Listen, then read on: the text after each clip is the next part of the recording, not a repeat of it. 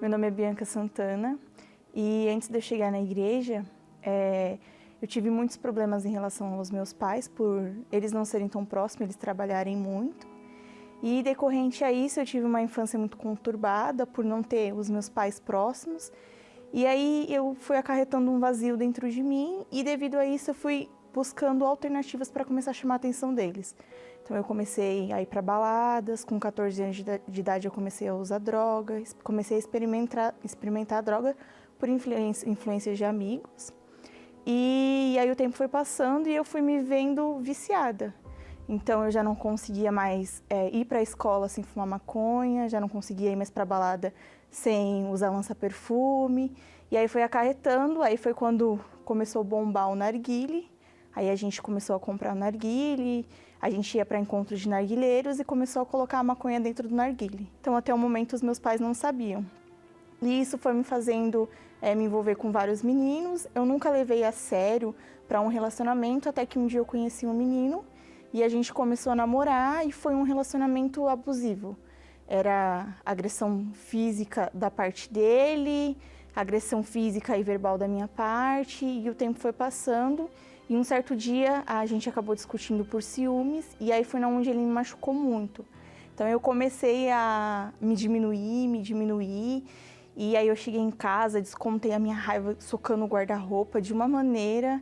E aí eu ia dormir, e aí vinha toda aquela cena dele me agredindo de novo. E eu comecei a criar um ódio dentro de mim, que a minha vontade era de matar ele e depois me matar. E quando o tempo foi passando, eu fui me vendo entrando em depressão. Eu já não conseguia comer, já não tinha mais vontade de tomar banho, já não queria mais sair de casa, só ficava trancada no meu quarto. E aí foi onde a minha mãe foi se aproximando de mim, só que eu fui criando uma barreira. E aí eu tinha uma amiga que ela já era da igreja, e aí ela sempre me fazia o convite para ir.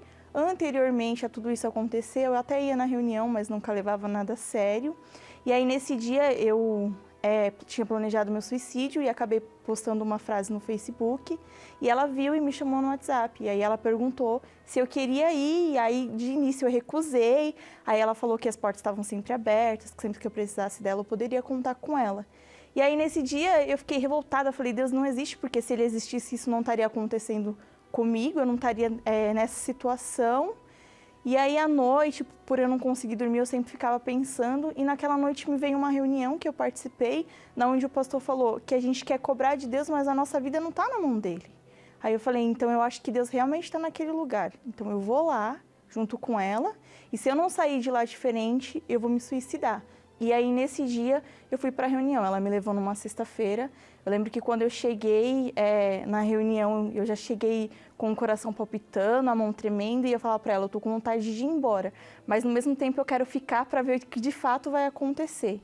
E aí foi algo que me marcou muito, porque quando acabou a reunião, eu já estava me sentindo bem, já estava me sentindo tranquila, e parecia que eu carregava sacos de cimento nas minhas costas, e aquele dia saiu totalmente. E aí eu cheguei em casa, o que eu não conseguia dormir, aquele dia eu dormi, tanto que no dia anterior eu até perdi o horário, e foi algo que me chamou a atenção. E aí eu comecei a minha caminhada na fé, comecei quarta-feira, comecei domingo, comecei quinta-feira, entender que eu precisava cuidar de mim, e as coisas começaram a mudar, é como se eu tivesse vendada e aquela venda ela tivesse saído. E aí eu comecei a entender a importância de ter vida com Deus e de receber o Espírito Santo.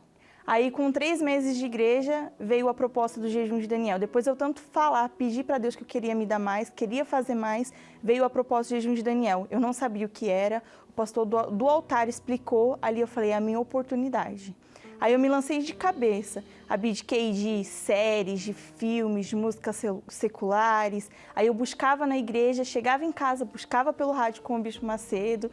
E aí eu lembro que estava na última semana para entregar o jejum de Daniel e ia entregar no domingo. E aí, anteriormente a isso, na quarta-feira de manhã, falei, meu Deus, eu não aceito ir para a reunião hoje e não receber o Espírito Santo. Abri um jejum, fiz o jejum. E aí, nessa quarta-feira, eu fui para a reunião decidida. Meu Deus, vai ser hoje. É hoje que eu vou receber o teu Espírito. E aí, o pastor passou a palavra e quando eu fui diante do altar, eu me entreguei 100%. E ali eu tive a certeza de que o Espírito Santo veio sobre mim. Quando eu voltei para o meu lugar, foi assim, uma paz inexplicável, uma alegria que não tem como falar. A vontade de sair ali e falar para todo mundo, Deus de fato existe, o Espírito Santo está dentro de mim. Era uma certeza que que é inexplicável, assim, é uma certeza que vem de dentro. Uma coisa que me chamou muito a atenção era a questão da paciência, porque eu era uma pessoa impaciente, era uma pessoa brigona, que estava ali, qualquer motivo pequenininho era para mim causar discussão, para mim causar briga, ir para cima de alguém. E isso mudou totalmente, principalmente dentro da minha casa. E aí, depois de receber o Espírito Santo, de entender que ele era a prioridade, depois de um ano, eu já conhecia o meu esposo, mas aí a gente começou a se envolver, começou a namorar. Em 2017 a gente casou e hoje a gente tem vivido uma bênção. Uma pessoa que lá atrás não queria nenhum relacionamento sério com ninguém, só queria curtir, hoje é casada, né?